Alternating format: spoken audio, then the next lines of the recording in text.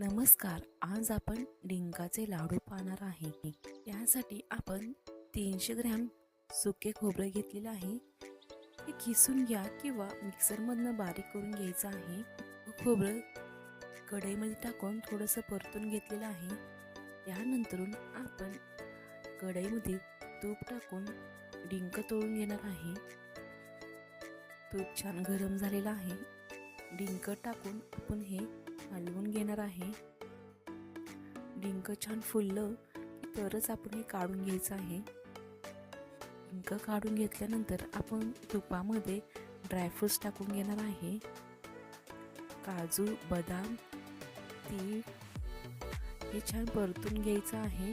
त्यानंतर आपण ह्यातच खजूर टाकून घ्यायचं आहे. खजूरमधले बिया काढून ह्यात टाकून आपण व्यवस्थित मिक्स करून घ्यायचं आहे. ड्रायफ्रूट्स तुपामध्ये एक एक तळून घेण्याऐवजी आपण सर्व काही ह्यात टाकून व्यवस्थित परतून घ्यायचं आहे. ते 4 मिनटं छान परतून घ्यायचं आहे. त्यानंतर वरतून खसखस टाकून पुन्हा व्यवस्थित परतून घ्यायचं आहे. परतून झालेलं आहे. आता आपण हे काढून घेऊया. मध्ये बरेच जणांना काही ना काही दुखणं असतं. डिंकाचे लाडू खाल्ल्याने थोडा आराम भेटतो. तर आपण 2 चमचे तुपामध्ये 1 वाटी गूळ टाकून मिक्स करून घ्यायचं आहे. गूळ छान वितळून घ्यायचा आहे. साखरेचा वापर न करता गूळ पौष्टिक आहे, त्यासाठी आपण गुळाचा वापर करत आहे. गूळ गरम आहे ते आपण काढून सुक्या खोबऱ्यावर टाकून घेणार आहे. गूळ थंड झालं की तो गोठला जातो, म्हणून आपण गरमच टाकून घेणार आहे. तुमच्या आवडीनुसार तुम्ही मिक्सर करून घ्यायचं. ड्रायफ्रूट्स किंवा असंही करू शकता.